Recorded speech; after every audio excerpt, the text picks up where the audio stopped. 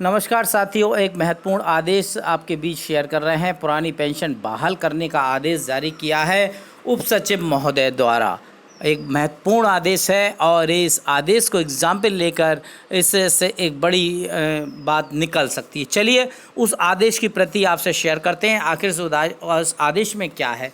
उस देख रहे हैं अब दोस्तों स्क्रीन पर उप सचिव मुख्यमंत्री संचालय अटल नगर निवास दिनांक 9 जुलाई को ये लेटर जारी किया गया है और ये लेटर लिखा है अपर मुख्य सचिव छत्तीसगढ़ सरकार के वित्त विभाग को।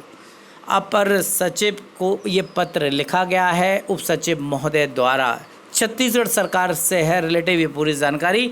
चलिए इसका विषय देखें कि 1 नवंबर 2004 से बंद की गई पुरानी पेंशन योजना कर्मचारियों के लिए बहाल करने विषय। बहुत बड़ी बात है कि 1 नवंबर 2004 से जो बंद कर दी गई थी पुरानी पेंशन, इससे योजना को पुरानी पेंशन को बहाल करने की बात की गई है इस लेटर में। और लेटर का विषय देखें, उपरोक्त विषय अंदर श्री विजय कुमार बंधु छत्तीसगढ़ सरकार अंशदायी पेंशन कर्मचारी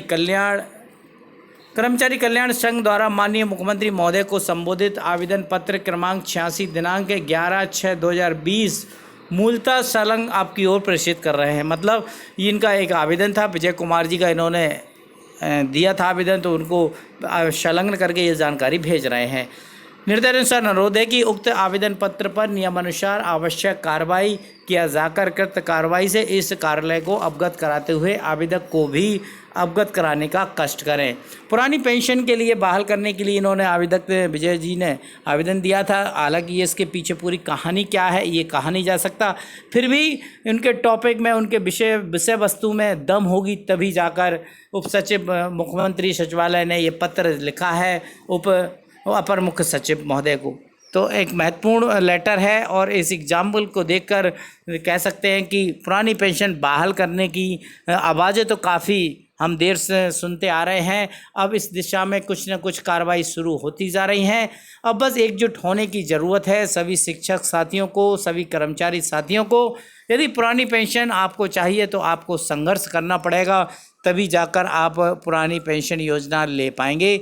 क्योंकि साधारण तरीके से सरकार नहीं सुनने वाली, क्योंकि इस तरह के बिंदु विधानसभा संसद सभी में उठ चुके हैं। उसके बाद भी किसी तरह का कोई राहत भरी खबर अभी तक कर्मचारियों के हित में नहीं आई है, जबकि सरकार भी जानती है, संसद भी जानती है कि कर्मचारियों का हित केवल पुरानी पेंशन योजना में है, एनपीएस में नहीं है। परंतु हित किसकी पड़ी है? कहने का मतलब है सरकार यदि संवेदनशील तरीके से सोचे तो पुरानी पेंशन बहाल करना सरकार की प्राथमिकता में होना चाहिए, क्योंकि कर्मचारी के लिए एक बहुत बड़ी बात है, वही सहारा है, वही सब कुछ है। तो दोस्तों इससे संबंधित ये जानकारी थी, सोचा आपसे शेयर की जाए। आपके जो विचार हैं आप कमेंट्स बॉक्स में लिखें, आपसे बातचीत करने का प्रयास करेंगे, आपके प्रश्नों का जवाब जरूर देंगे। हम फिर मिलेंगे नई जानकारी नए टॉपिक के साथ। दोस्तों अभी दीजिए इजाज़त, जय हिंद।